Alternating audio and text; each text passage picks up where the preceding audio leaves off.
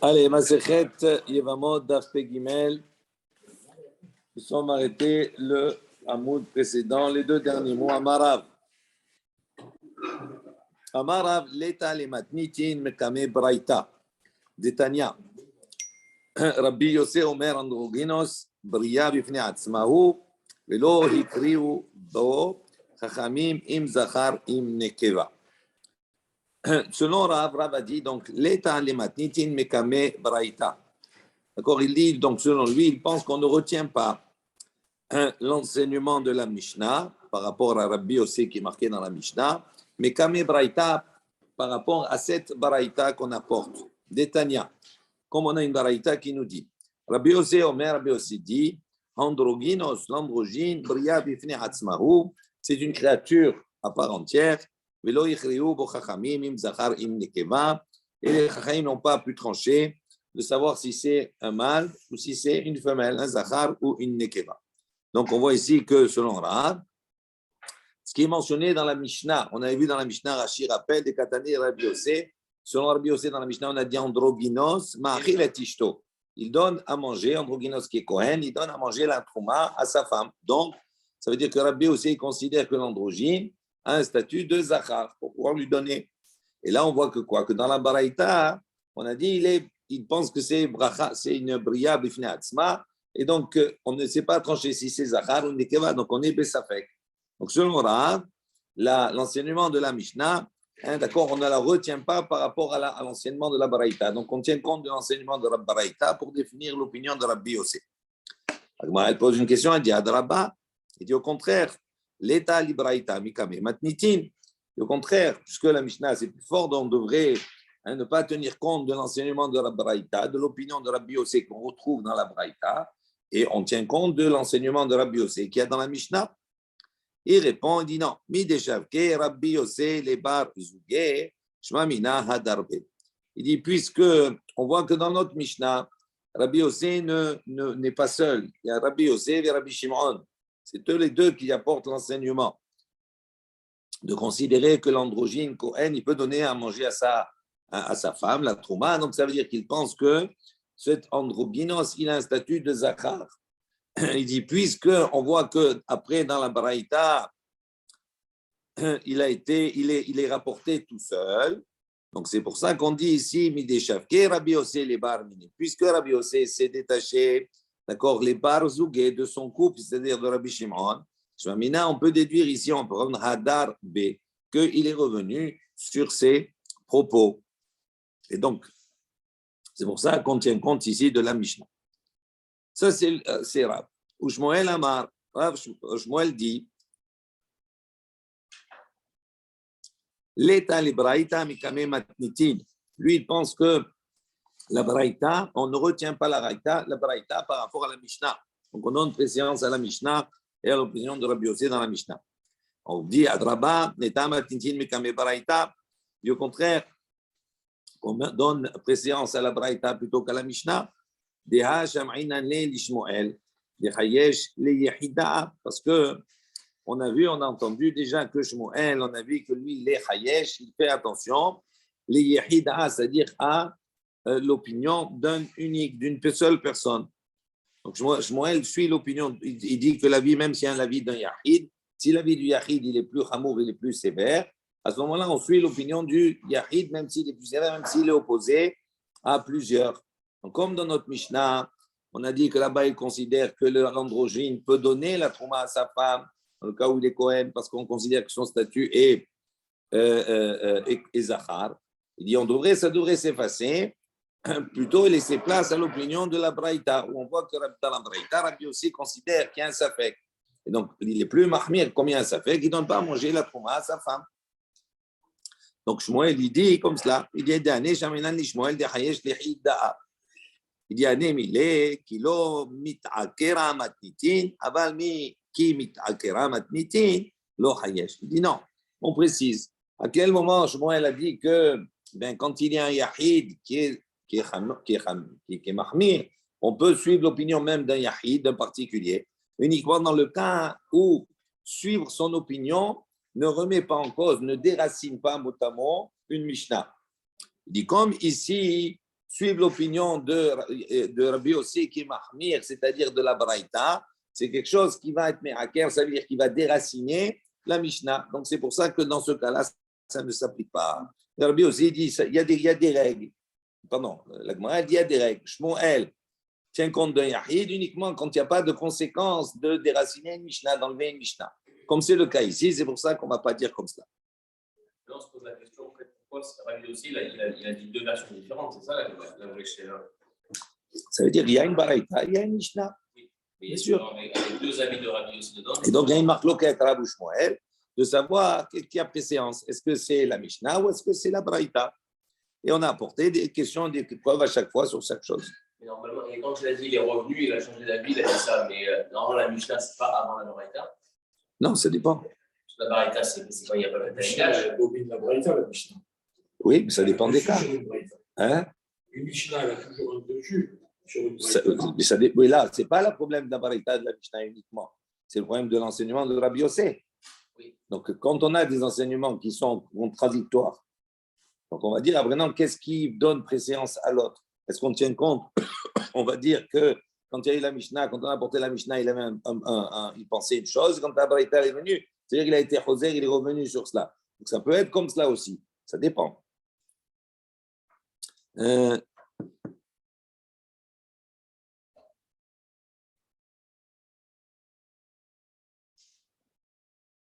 On continue. Hamre Berav, Mishme Derav. Donc, on a dit dans la yeshiva, on verra qui c'est après plus tard, on va discuter. On a dit là-bas dans la yeshiva de Rav, on a rapporté l'enseignement Mishme Derav au nom de Rav. Et on a dit Halacha, que Rabbi Yossé beandrogynos. Donc la Halacha est comme Rabbi Yossé à propos de l'androgyne, ou Beha Arkava.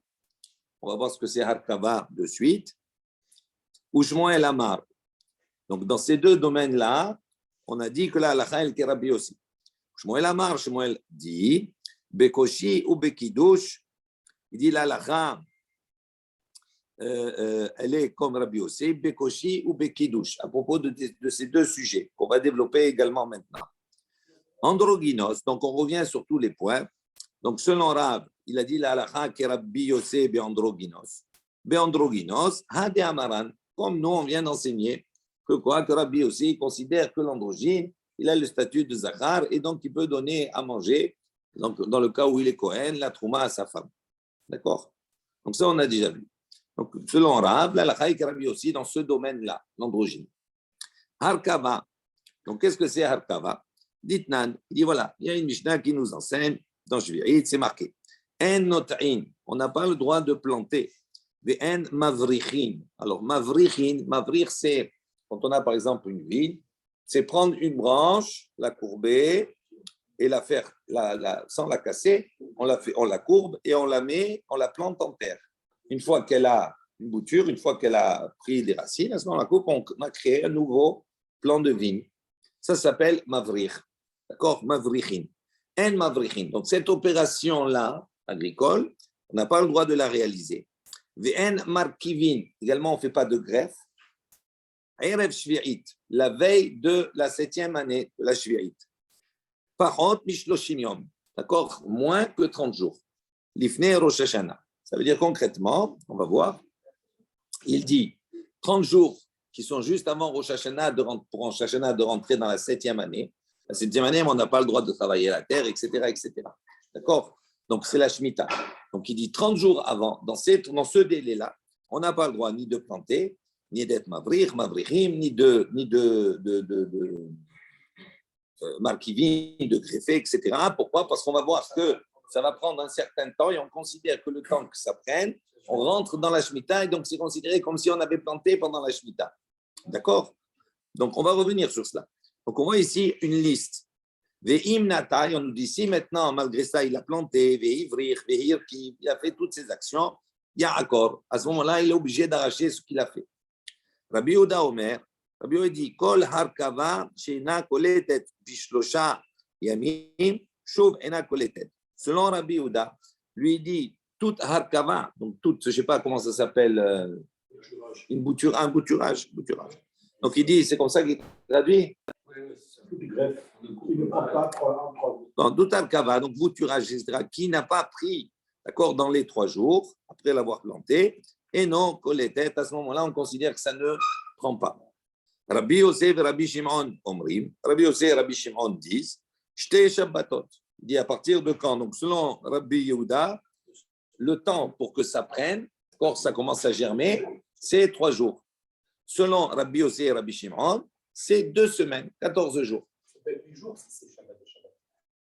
Deux Shabbat. Non, on ne parle pas de ça. Deux Shabbatot, ça veut dire 2 semaines. 2 Shabbatot, ça veut dire 2 semaines. Shabbat, ça veut dire semaine aussi. Le mot Shabbat, ça veut dire aussi une semaine. Sheva Shabbatot Timimot Yena pour le Homer. D'accord? Donc pour Rabbi Yosef et Rabbi Shimon, c'est 2 Shabbats. Et Amar Rav Nachman, Amar Rabba Baravua, et Rav Nachman a dit au nom de Rabba Baravua, les divrei ha-Omer. Lui, il précise, il dit selon l'opinion de celui qui a dit Shloshim, que on a sauté, non? Attends, 2 secondes.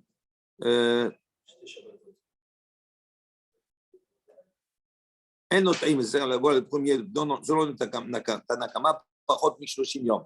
C'est-à-dire qu'il faut planter avant 30 jours. D'accord? Dans les 30 jours, ce n'est pas bon. Pourquoi? Parce que, donc, il dit, parce qu'il considère que pour que ça prenne, ça va prendre plus de 30 jours. Donc, après 30 jours, on rentre déjà dans la Shemitah. Okay? Donc, il y a 3 opinions. Un qui dit Shloshim, un qui dit au bout de 3 jours, et Rabbi Yosef et Rabbi Shimon, il dit au bout de 2 semaines. Donc, pour ceux qui disent 3 jours et 2 semaines, en réalité, il n'y a pas de problème. D'accord? Il dit maintenant, lui, Rav Nachman, il dit au nom de Rabba Baravua, les divrei à Omer Shloshim, selon l'opinion de celui qui dit Shloshim, 30 jours, ça c'est le Tanakama, Sarir Shloshim ou Shloshim. Il dit en vérité, ce n'est pas 30 jours qu'il faut, c'est 30 jours plus 30 jours. Ça veut dire en vérité, il faut 60 jours. Pourquoi? Alors juste Yarashi, parce qu'on l'avait déjà vu, Sarir. Hein? Oui, Sarir Shloshim ou Shloshim. Rashi rappelle, Kede Shetiklot Shloshim Lifne Shvirit. Dit pour que ça prenne, il faut 30 jours avant la Shvirit. Dechol Shloshim Lifne Shvirit, Ki Shvirit Namu. Et il y a un autre principe que les 30 jours qui sont avant la Shvirit, c'est considéré comme la Shvirit elle-même. Donc, Venafkala, mais on l'apprend cela du Pasuk, Harish Vekatsiat Tishbot, etc. On avait fait une dracha. Donc, il veut dire par là que les 30 jours qui précèdent Rosh Hashanah de la 7e année, ces 30 jours-là, ils sont inclus dans la 7e année. Donc, quand on a dit ici, il faut planter avant les 30 jours, ce n'est pas les 30 jours qui sont juste avant Rosh Hashanah, c'est les 30 jours qui sont avant les 30 jours de Rosh Hashanah.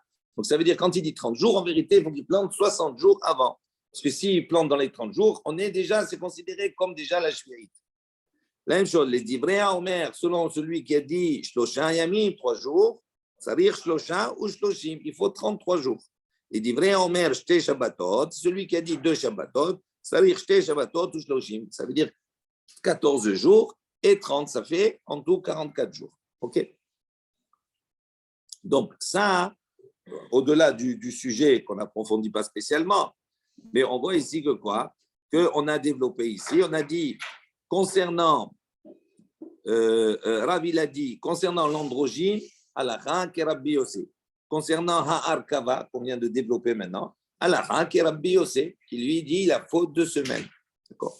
Ou Shmuel Amar, Shmuel il a dit, concernant Bekoshi ou Vekidouche, Alakha qui Rabbi Yosef. Dit Koshi, de quoi on parle ici? Dites-moi. Donc on rapporte une Mishnah dans Masechet Nida qui nous dit la chose suivante. Est-ce que Shmuel, quand il dit dans ces 2 sujets qu'il rajoute, est-ce qu'il rajoute ou bien il dit non?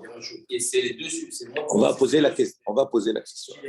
On va poser la question. Est-ce que Rav pense que Shmuel, non? On va poser la question. Non, je vais développer la question. J'ai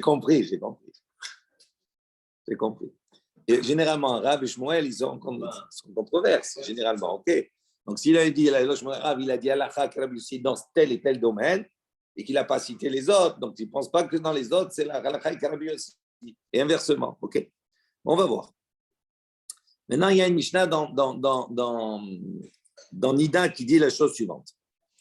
Ce qu'il faut savoir, juste pour avant de lire, il y a ce qu'on appelle la période de Nida, ok? Donc, il y a l'écoulement, 7 jours de Nida normalement. Pas Shiva Nekim. Attention. Je parle Mideoraïta, il y a 7 jours de Nida. C'est tout.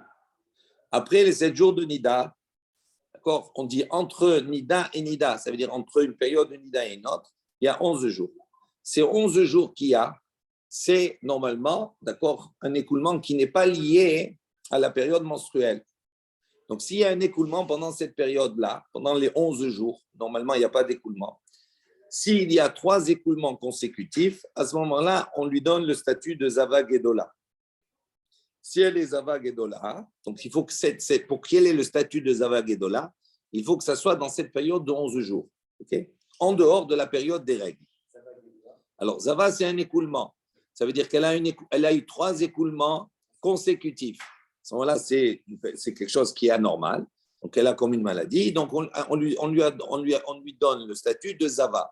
Il y a Zava et Zava Gedola. Zava, c'est 2 rayot, si elle a vu 2 fois consécutifs. Zava Gedola, si elle a vu 3 fois.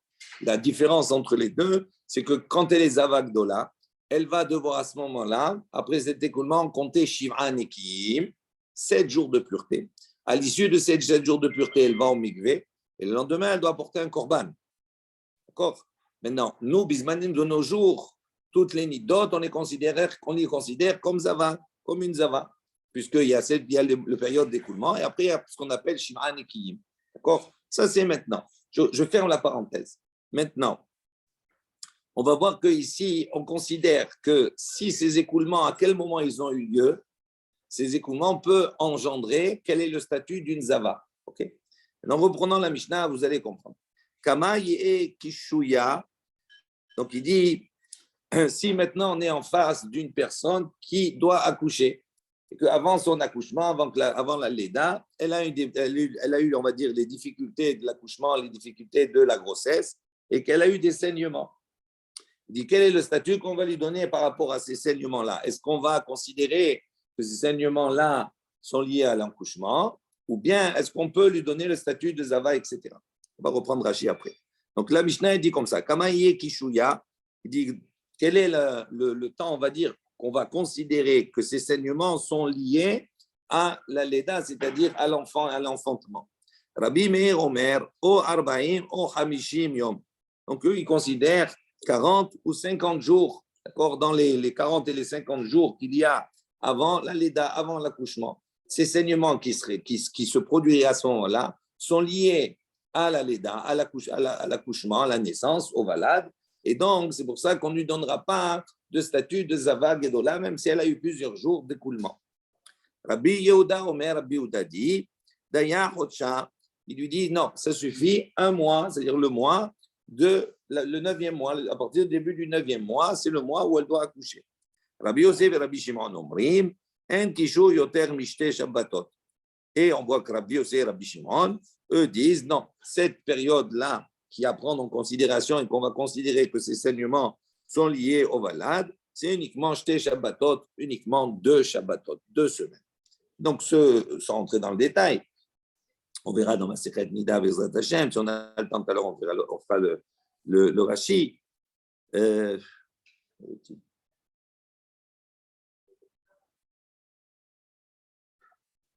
Bon, on verra après. Donc, on voit que Shmuel, il est posé comme Rabbi aussi. D'accord. Ça, c'est le Inyan de Kishuy. Ensuite, Kiddush, Ditnan. Donc, Kiddush, on va voir que c'est un mot particulier, ça veut dire une sanctification. Mais ici, on nous parle de quoi? On nous dit Hamesacher Gefano Al-Gabe Tevuato Shel Havero Areze Kadesh Bechayav Be'ahar Yuto. Donc, il y a ici un problème de ce qu'on appelle l'accord de Kilaïm, etc. D'ici maintenant, le voisin, il y a 2 personnes, 2 voisinages. Un qui a un vignoble, il est voisin avec une tevoua, c'est-à-dire avec des céréales. Si maintenant, celui qui possède le vignoble, Hamesacher, donc il a fait pencher ses vignes comme un schar, il a fait recouvrir Gefano al-Gabe Tevuato Shel Havero sur la tevoua de son ami. À ce moment-là, on considère Arezé Kadesh, considère que c'est Kadesh, Bechayav Be'achar Yuto. Et à ce moment-là, puisqu'il a vendu la partie de la tevoua de son ami, il a rendu dans ce qu'on appelle les kilaïm qu'il est à Keren. À ce moment-là, puisque c'est de son fait, il doit payer là, malheureusement, les dégâts. comme Rachid dit, la zone pentigdash, que ça veut dire Tekadesh, Kadesh, la zone pentigdash. Hasar tevoa travero, vechayab les shalem, puisqu'il a interdit par son action la tevoa, la récolte de son ami, donc en ce fait, chayab les shalem, il doit payer ce qu'il a engendré. Je m'en charge. Kadesh, ça n'a rien à voir avec. Sanctifié, et ça est dans le sens où ici, tu as donné un statut nouveau, on va dire, à cette récolte. Une erreur s'est produite. Veuillez réessayer. C'est Siri. On continue. Donc ça, c'est dit vrai Rabbi Meir. Ça, c'est l'opinion de Rabbi Meir. Rabbi Yosef et Rabbi Shimon Omrim, et donc on voit maintenant apparaître Rabbi Yosef et Rabbi Shimon. Il dit un Adam oser davar sheino shelo. Il dit non, il n'est pas d'accord, Rabbi Yosef et Rabbi Shimon. Il dit non, un homme, il ne peut pas interdire une chose qu'il ne possède pas, ce n'est pas sa propriété. Donc même s'il a effectivement, avec sa vigne, recouvert la tévoie de son voisin, il dit comme la tévoie de son voisin, ce n'est pas sa tévoie à lui, ça ne lui appartient pas. Donc, il ne peut pas, par ce fait, interdire quelque chose qui ne lui appartient pas. Donc, il n'est pas d'accord.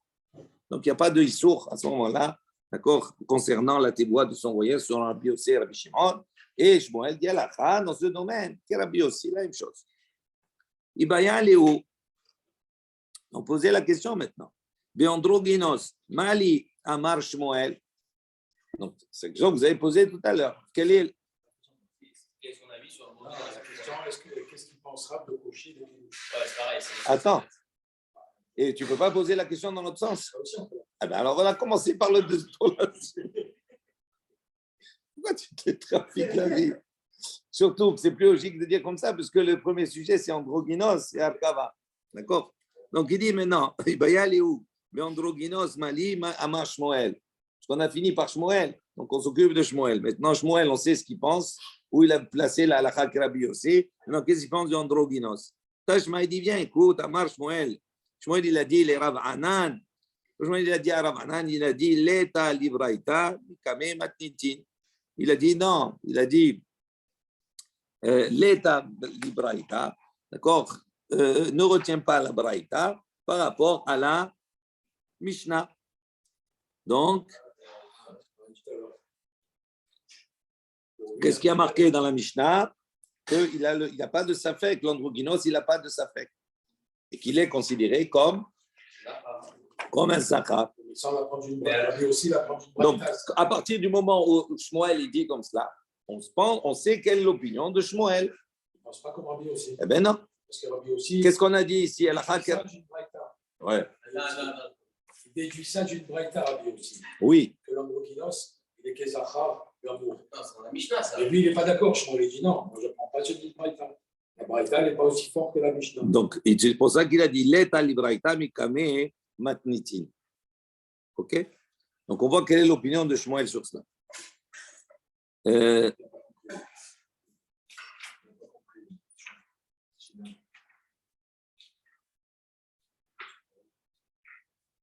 Ça va? Non, la Mishnah, c'est marqué. Androgynos, l'androgyne, il a un statut de zachar, puisqu'il peut donner à manger la trouma. Rabbi aussi, comme ça, dans la Mishnah. Oui, Rabbi aussi, comme ça. C'est Shmuel. Là, il a dit quoi, Shmuel, là? Shmuel, on pose qu'est-ce que Shmuel. Alors, puisque Shmuel, quand il dit l'eta libraïta mikame matnitin, donc ça veut dire qu'il repose la braïta par rapport à la Mishnah. Donc ça veut dire qu'il est d'accord avec la Mishnah. Donc, comme Rabbi aussi, la même chose. Arkava. La Arkava maintenant. Mali Amar Shmuel. Qu'est-ce que Shmuel il pense sur la Arkava, sur cette plantation-là, cette greffe? Tashma, il dit bien, écoute, Amar les Shmuel, les Rav Anan. Shmuel, il a dit à Rav Anan, Tene, Keman de Amar Shlosha ou Shloshim. Il a dit, enseigne la halakha comme celui qui a dit Shlosha ou Shloshim, c'est-à-dire 33. Donc, le deuxième opinion, et non pas comme Rabbi Yossé. Donc, à ce niveau-là, il ne pense pas comme Rabbi Yossé. Il pense que la halakha n'est pas comme lui. Ok, c'est Rabbi Yehuda, je m'en rappelle plus. Oui? Très bien. Ok? Maintenant, Koshi, Mali Amarav. On parle pour Rav. Qu'est-ce qu'il fait avec Koshi? Quel est ce Inyan là de ce dame-là, de ce sang-là, de cette période de Zava, il dit Tekou. Donc, il n'y a pas de, il y a pas il n'y a pas de réponse concernant le positionnement de Rav sur ce sujet-là. Il n'a pas trouvé on sait, non, on ne sait pas, il n'a pas dit.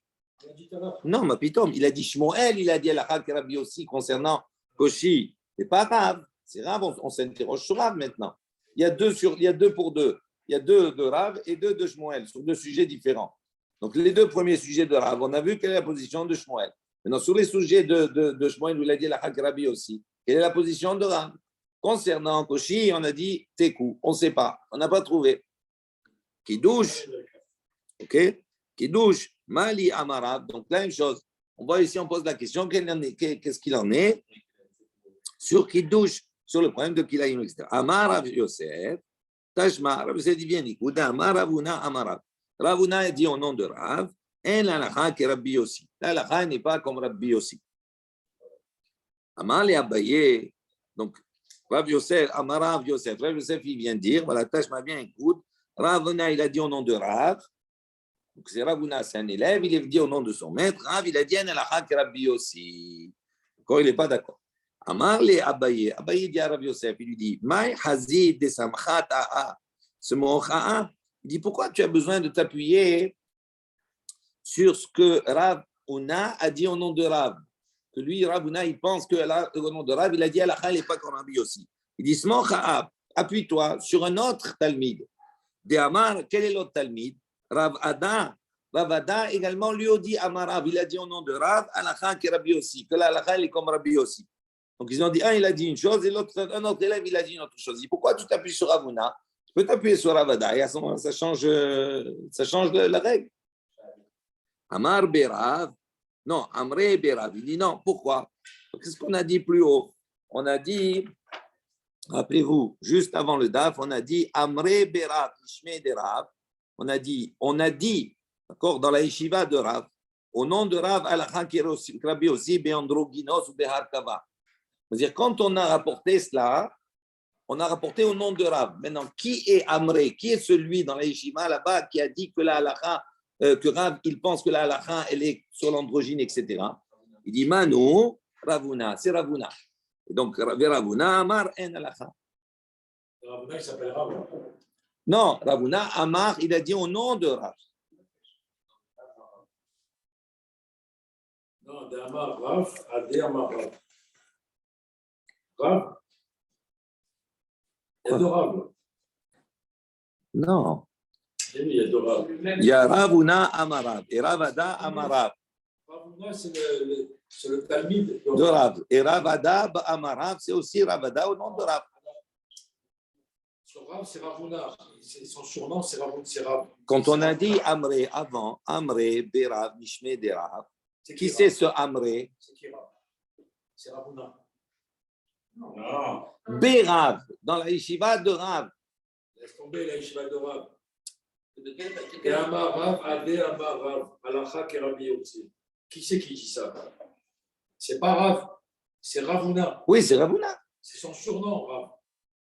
Ravuna, on l'appelait Rav. C'est pas le Rav francois, nous. On n'a pas dit comme cela. Regarde Rachid. Bien sûr, puisque c'est ce qu'on te dit. Là-haut, on dit Alakha, elle n'est pas comme Rabbi aussi.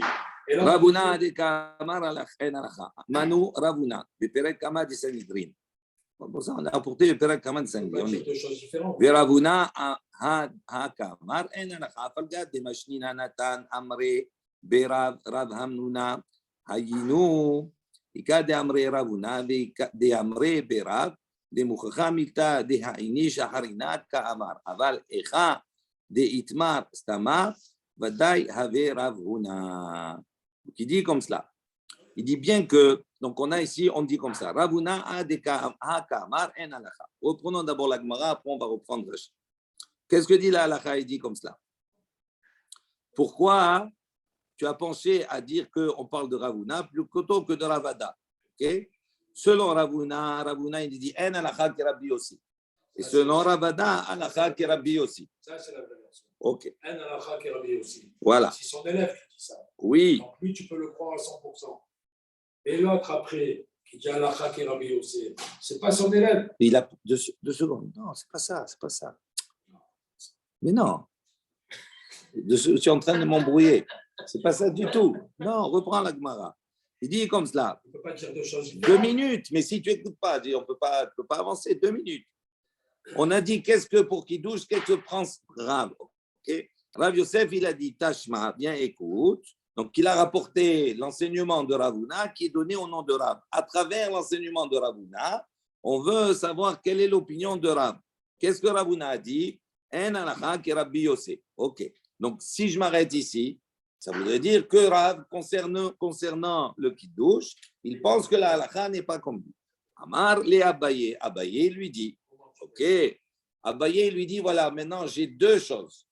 J'ai un enseignement qui est rapporté au nom de Rav, mais par Ravuna, et un enseignement qui est rapporté de Rav par Rav Ada. Les 2, c'est des Talmidim. Un Ravuna, il dit Alakha, Ravuna, lui, il dit au nom de Rav, en Alakha qui est Rabbi Yosef. Et selon Ravada, qui est dit au nom de Rav, il a dit Alakha qui est Rabbi Yosef.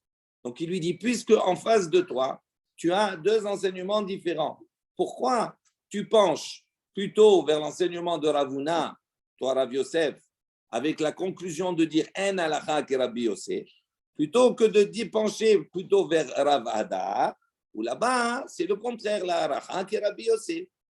Il répond, il dit parce que quand on a rapporté tout à l'heure l'androgynose, à propos de l'androgyne, on a dit Amre Berav. On a dit dans la yeshiva. C'est qui Amre? Alors, c'est ça ce que dit. Qui c'est ce Amre? Amre Berav. De qui on parle là-bas? On parle de Ravuna. Il dit puisque là-bas, quand on a rapporté l'enseignement concernant l'androgyne, ce qui n'est pas l'enseignement d'ici, quand on a dit Amre Berav, on a rapporté au nom de Ravuna. Donc, c'est pour ça que Rav Yosef, lui, s'est appuyé sur Ravuna Amara, parce qu'antérieurement, on a rapporté Ravuna. D'accord? Donc, il dit, c'est pour cela que là, il dit, c'est pour ça que lui, il a choisi Ravuna plutôt que Ravada.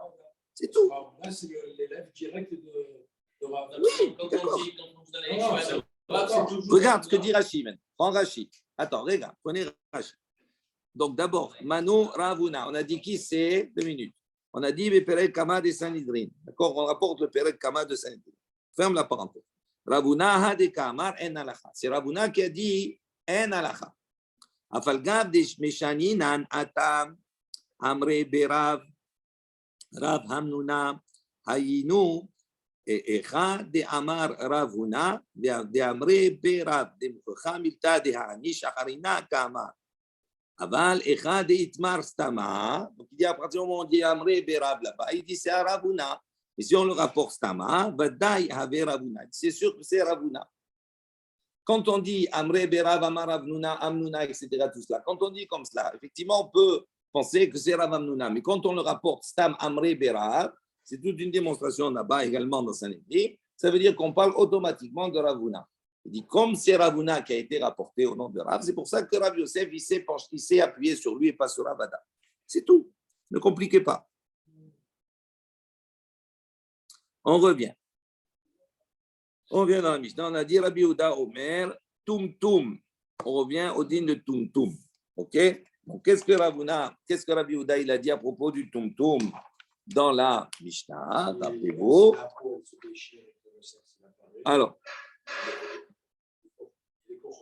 Rabbi Yehuda Omer, Tumtum, Shenikra, Venimsa Zachar, Lo Yaharot, Mepereuk, Kisaris.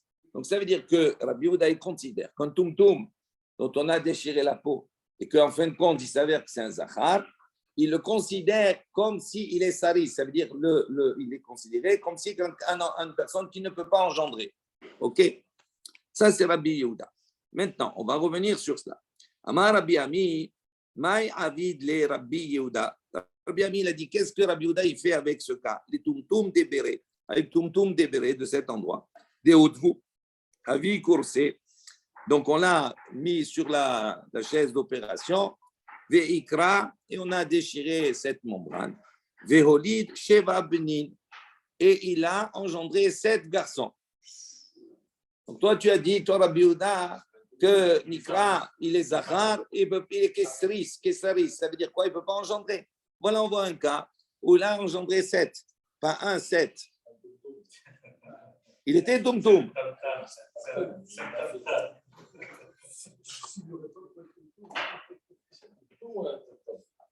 Mais la question, elle ne se pose pas sur s'il est Tumtum ou pas. La question est sur le statut que Rabbi Yehuda il a donné à ce Tumtum qui est Zachar. On a dévoilé, on voit qu'il est Zachar. Donc, quel est le statut qu'il a donné? Il a dit Kesri, ça veut dire qu'il ne peut pas engendrer. C'est ce qu'il a dit, Rabbi Yehuda. Voilà, on voit le contraire. Rabbi Yehuda, il a dit Hazar al-Banad me'ayinhem. Il a dit non, il ne démord pas Rabbi Yehuda. Il a dit allez, recherchez, regardez ces enfants-là d'où ils viennent. C'est des mamzerim, ce n'est pas possible. Allez chercher. Tania, il y a une baraïta. Allez. Ne perdez pas de temps. Tania, Rabbi Yosef et Rabbi Yehuda Omer. Donc Rabbi aussi, le fils de Rabbi Yehuda a dit Tumtum lo yahalot. Donc un tumtum, il ne peut pas faire de khalitza. Dans le cas où son frère est décédé, il a laissé donc sa belle-sœur. Shema Ikra, parce qu'il a dit peut-être on craint que si on va déchirer sa peau, Benimsa Seris Hama. Et donc on va trouver Seris Hama, c'est-à-dire un Seris qui est depuis la naissance, il est Seris, il ne peut pas engendrer. Et donc on a vu Seris Hama, il ne peut pas faire de khalitza. Alors il pose la question, il dit Atou kol de mikra zachar have. Il a dit ça veut dire quoi ça? Ça veut dire qu'à chaque fois que tu vas déchirer, ça veut dire que tu vas trouver zachar. En vérité, un tumtum. Peut-être que tu vas découvrir Zachar, c'est Nekeva. Donc pourquoi tu considères que quand tu déchires, c'est obligatoirement un Zachar? Tu lui donnes le statut, tu vas dire c'est un Seris Rama. Il a dit ainsi, il faut lire, il faut comprendre. Shema Ikra Nimsa Nekeva. Il dit non, en vérité, peut-être que quand il va déchirer Nimsa Nekeva, il va trouver que c'est une Nekeva. Donc à ce moment-là, c'est sûr, on ne peut pas faire la Khalitza. Et à Philo Nimsa Zachar. Et même, il dit même si maintenant tu trouves que c'est un Zachar, et donc si c'est un Zachar, il peut faire normalement le hiboum, la khalitza. Il dit Shema imsa seris hama. Il dit peut-être que même s'il est zachar, c'est pas pour autant qu'il est zachar qu'obligatoirement il va pouvoir engendrer. Peut-être qu'il sera à ce moment-là, on va trouver qu'il est seris hama. Et donc c'est pour ça qu'il fait il fait pas de khalitza. Parce qu'il y a un double safek. Peut-être c'est une nekeva ou zachar. Okay? Donc il ne peut pas faire la khalitza. Si c'est une nekeva, il ne peut pas faire la khalitza parce que il n'est pas attaché avec une femme avec une femme. Attends, il te dit même s'il est Zachar, il y a un autre Safek maintenant. Peut-être qu'il est Seris Rama. Et donc, comme il y a un autre Safek qui se pose, donc c'est pour ça qu'il te dit qu'il ne peut pas faire la Khalitza. Ça suffit. Pourquoi tu veux un autre? Quel autre? Est-ce qu'il ne se consulte pas? C'est pas Ah non, on l'a déjà vu. Et alors, quel est le problème? Quel est le problème? Il fait la circoncision, quel est le souci? Qui s'est l'amené de plus que Rabbi Yehuda? Attends, c'est la question qui suit. Ma benayo.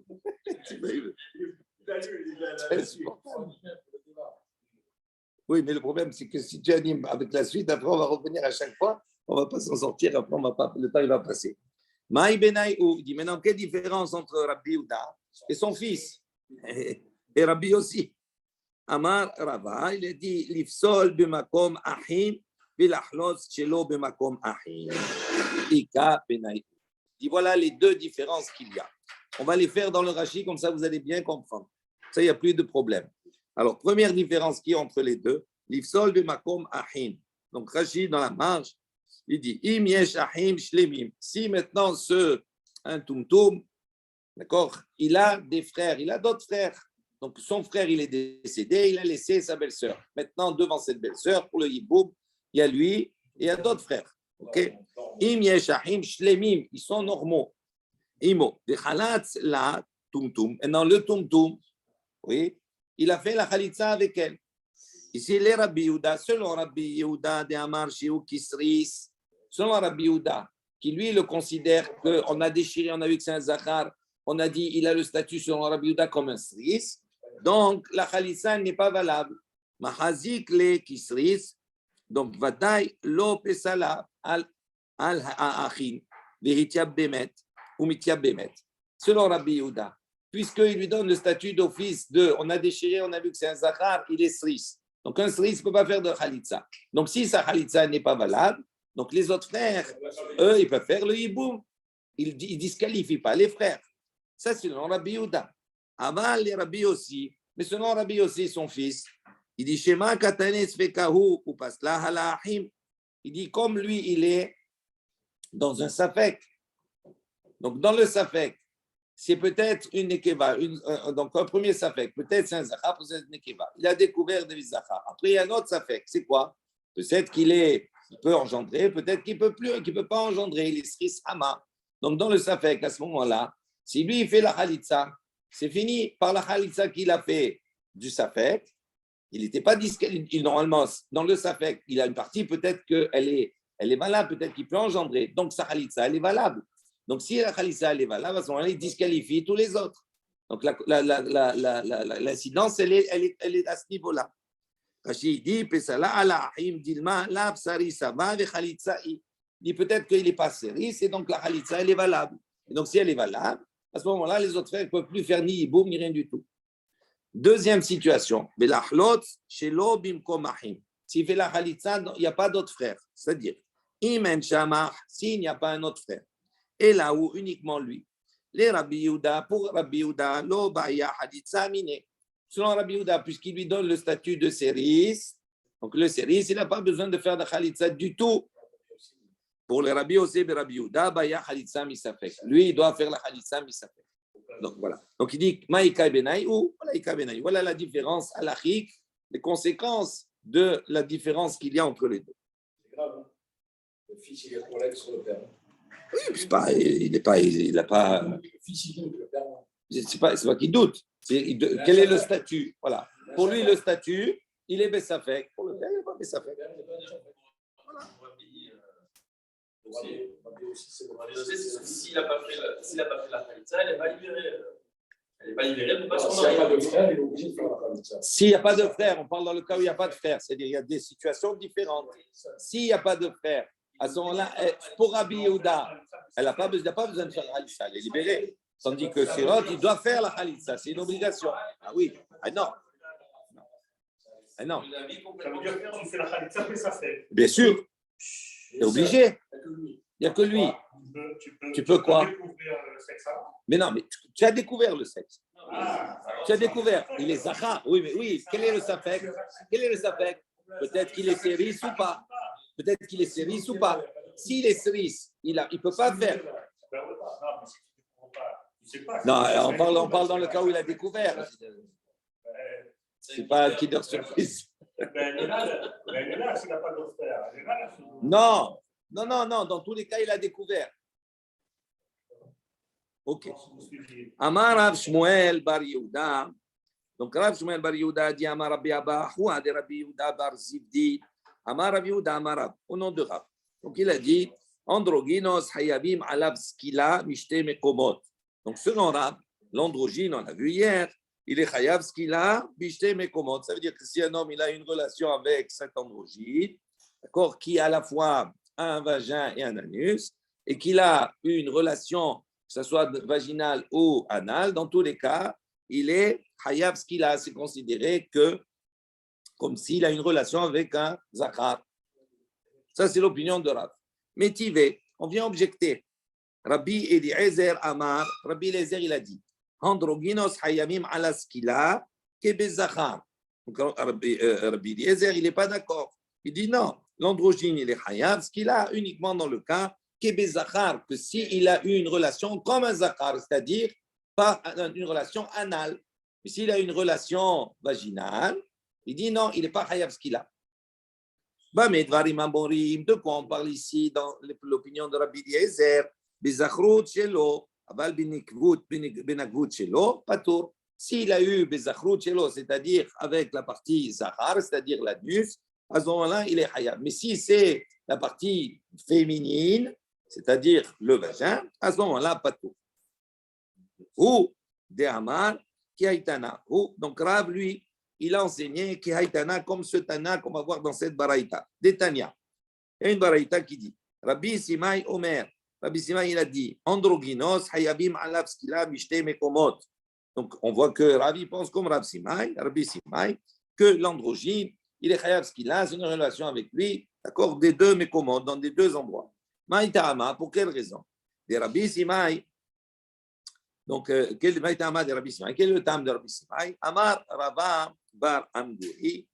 Donc, Rava bar Amdoui a dit, Hasbir Ali, je vais expliquer, Ve'et Zachar lo tishkav mishkeve isha. Il dit le pasouk, il est marqué comme cela. Ve'et Zachar, okay, avec un mâle, Ve'et Zachar, lo tishkav, tu n'as pas le droit d'avoir de relation, mishkeve isha, les relations d'une femme. Ezo, il dit, Ezehu Zachar, sheshbo shne mishkavot, ave omer ze androgynos.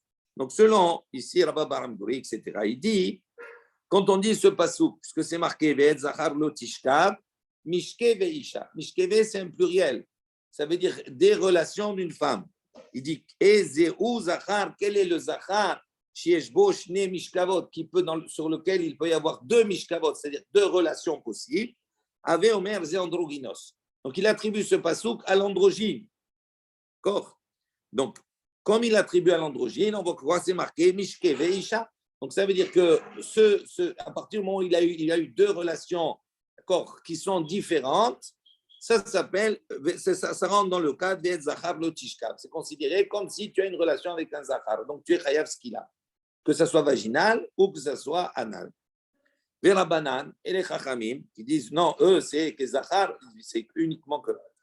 Il dit Afagad Beshne Mishkavot et Zachar Ktiv. Il dit eux, ils comprennent. Il dit ok, on parle de l'androgyne. Il dit mais Afagad, bien que des Beshne Mishkavot, bien qu'il y ait deux possibilités, deux Mishkav possibles, puisqu'il y a anal et vaginal. Il dit puisqu'on a marqué dans le Pasuk Ve'et Zachar, donc ça veut dire quoi? Ktiv, ça veut dire que le Chiyuv, il va être uniquement dans le cas où tu as fait comme un Zachar, c'est-à-dire uniquement que anal. Donc, c'est justement ce qu'il te dit. Le Ridouche, c'est quoi? C'est que d'après Rabbanan aussi, on va poser la question, d'après les Chachamim, ce passage qui parle de quoi? De l'androgyne. Les deux sont d'accord. Attends, 2 minutes. Il parle de l'androgyne. Donc, s'il parle de l'androgyne, il te dit comme ça. D'où je sais qu'on parle de l'androgyne? Parce que c'est marqué Mishkeve Isha. Parce qu'on dit, on voit qu'il a une relation, double relation possible. Mais comme il y a marqué Ve'et Zachar, au début, on met l'accent sur la partie Zachar, c'est-à-dire comme si c'était un masculin, un mâle. Donc, ils disent, c'est pour ça que les Chaim, ils disent, Ve'et Zachar, j'apprends que bien qu'il y ait Mishkeve Isha, qu'on soit dans une situation où il peut y avoir deux relations possibles et différentes, tu n'es chayav de ce qu'il a uniquement Ve'et Zachar, que si tu l'as fait d'une manière, on va dire, comme si c'était un homme, c'est-à-dire anal. C'est ça la réflexion des Chachamim. Maintenant, on pose la question. Rabbanan, Zachar grida menaleu. Maintenant, les Chachamim, si on utilise maintenant ce pasouk en disant que le sujet principal dans ce pasouk, c'est quoi? C'est l'androgyne. Si tu dis que c'est l'androgyne, maintenant, le Zachar grida, un vrai Zachar, il n'est pas androgyne. D'où j'ai l'interdit, d'où je sais que avoir une relation avec lui, c'est chayav ce qu'il a. Quoi? D'où c'est marqué? Déjà de là, je sais, en plus de Zahar. Non, pourquoi? Non. Il écrit Ve'et Zahar. Ve'et Zahar. Oui, après. Le Zahar, déjà, c'est ce qu'on dit. Ve'et Zachar lo tishkav mishkeve isha. Donc il dit, donc on parle de l'androgyne ou par ici? Si on parle de l'androgyne, je n'apprends que pour l'androgyne. D'où je sais maintenant pour un Zachar qui n'est pas androgyne que c'est que je chayav ce qu'il a. C'est ça que c'est important. Ici, dans l'androgyne, je précise. Non, c'est un raisonnement. Non, ça, j'ai compris. Non, peut-être que non, mais d'accord, je comprends ce que tu dis, mais c'est un raisonnement. Je pose pas souk. Oui, j'apprends, je le déduis. Alors, qu'est-ce qu'il dit là-bas? Entre parenthèses, Agaot Tabar, il fait une correction dans le bet. Sham verabanan zachar grida menale mi ve'et isha. Shelo, donc mi ve'et isha, shelo de kedarka miskel isha. D'accord? Donc, il dit mi isha, mi ve'et isha. Comme c'est marqué là-bas, dans le pasouk, Ve'et Zachar, lo tishkeve isha. C'est-à-dire Ve'et. Après Ve'et isha, Ve'et. Ce Ve'et là, Ve'et Zachar. Ce Ve'et, il vient rajouter également le Zachar seul. Quand il est seul, il n'y a pas de. Il utilise le pasouk.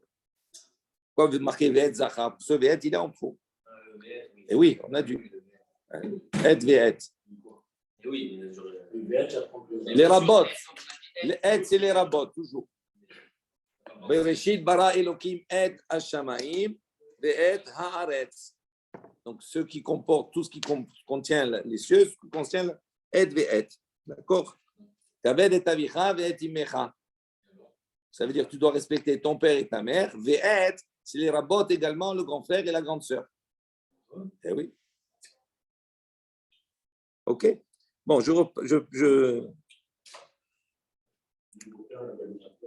oui, c'est ça. Donc, il dit maintenant, Verabanan Zachar Grida Menale, mi ve'ed, mi ve'isa.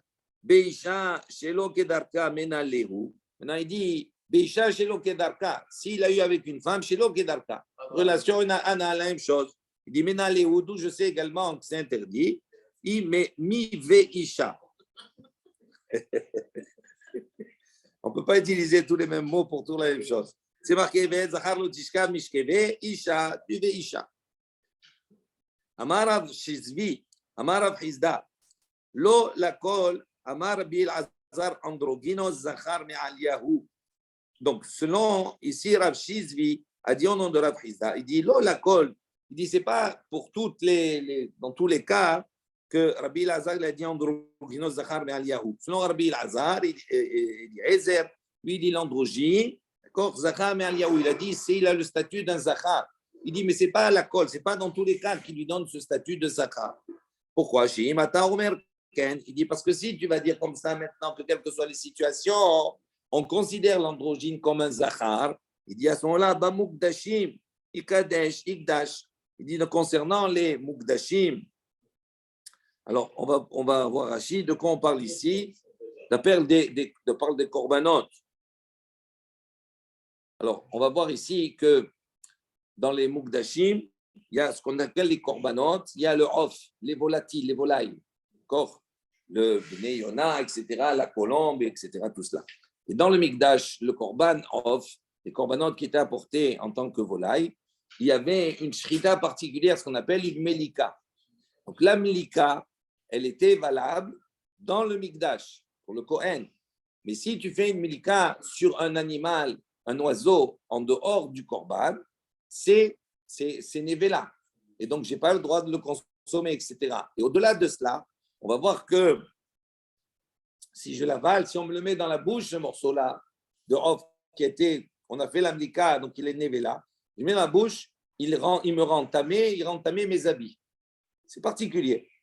Donc, on va reprendre tout ça. Il dit, si maintenant, véritablement, tu considères que le statut de l'androgyne, il est Zachar, à ce moment-là, Bamukdashim, Yigdash, normalement dans les korbanon, il devrait considérer que le korban, il est valable. Ou minalan delo kadesh, d'où sait-on que les korbanot, ils sont pas, on ne les sanctifie pas par un androgyne. C'est marqué comme ça.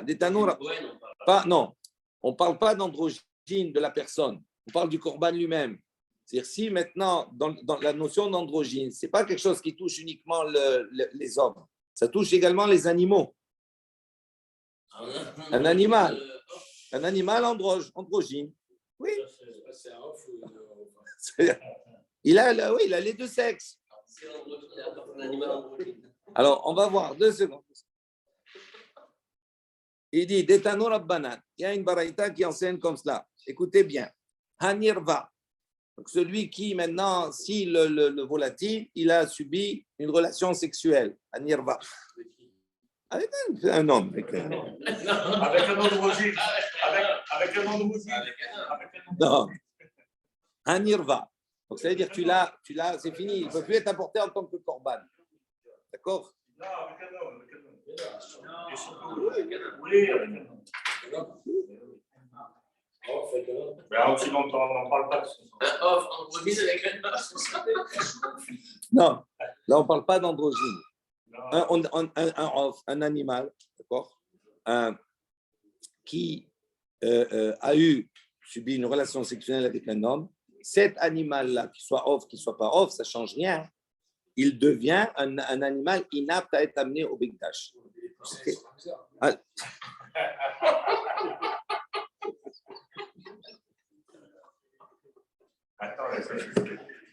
Hanirva, allez, laissez-moi. Hanirva, Me'amukse. Allez, ça y est. Les enfants, là, vous exagérez. Hanirva, Me'amukse, Mukse, Rachid, précise, il dit, d'accord, c'est-à-dire qu'on a pris cet animal-là et on l'a dédié, on l'a mis à part pour la Avodah Zara, pour le service de la Avodah Zara. Ou bien également, ou bien on a fait la Avodah Zara sur lui, qu'on l'a utilisé en tant que Dieu. Également, etnan zona, on a dit. Si on a payé, on va dire, la zona, d'accord, on a pour payer ses services en échange de cette offre. Ou bien mechir, ou bien on a échangé un kelev, un chien, avec un offre. Dans ces cas-là. Continue. Vetumtum. Maintenant, si l'animal, il est tumtum, veandrogynos, ou bien il est androgyne, metameim begadim abet habbelia. Dans tous ces cas, si on a pris ce morceau-là, on l'a pour ce offre-là, on a fait une médicament. Et comme il n'est pas saoul, il ne peut pas être amené en tant que korban. Si on a fait une médica à ce offre-là, alors qu'il n'est pas apte à être amené en tant que korban, cette médica le rend nevela.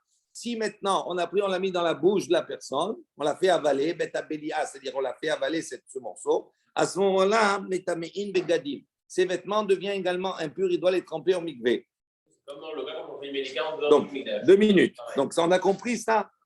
Rabbi Eliezer Omer, Rabbi Eliezer sur ce dit, Tumtum veandrogynos en metamein begadim habet habbelia. Donc, on a dit ici, selon Rabbi Eliezer, il dit le tumtum et l'androgyne, en metamein, ils ne sont pas d'accord. Ils ont dit, il ne rend pas impur les begadim habet habbelia quand on va l'avaler. Shaya Rabbi Eliezer Omer, parce que Rabbi Eliezer il a dit Kol makom shneimar zachar ou nekeva. Tout endroit où dans la Torah on précise le korban zachar ou nekeva, on dit ou zachar ou nekeva. Atam otzi tumtum ve androgynos, tu exclus l'androgyne, d'accord, et le tumtum puisqu'on précise o zachar ou nekeva. Donc ça veut dire on veut exclure ceux qui sont les deux. Mi benehem. Tandis que pour les ofot dans la Torah, il n'est pas précisé là-bas, ou bien tu apportes un zachar off, ou bien un nekeva off. Donc, comme on ne précise pas, donc ça veut dire que Rabbi Eliezer considère qu'on ne les a pas exclus. Ça veut dire que tu n'as pas exclu l'androgyne et le tumtum de ces korbanot. Ça veut dire que pour lui, il peut l'apporter. Mais là où on voit que ça ne marche pas dans tous les cas, nous, qu'est-ce qu'on a dit au début? Pour Rabbi Eliezer, ce n'est pas dans tous les cas où on va considérer que l'androgyne, il a le statut d'un zachar. Pourquoi? Parce que là, il parle uniquement pour les enfants. Mais pour les béhémoth, où là-bas, on nous dit zachar et nekeva. Donc, ça veut dire quoi? Ça veut dire qu'on voit que l'androgyne, il est exclu. Même si tu pourrais lui donner le statut de zachar, on voit qu'on ne lui donne pas le statut de zachar automatiquement. Il a le statut des deux. On s'arrête là. Et on peut pas, il est 7h15, vous avez trouvé. Demain. Baruch Adonai, il est en l'âme, amen, amen.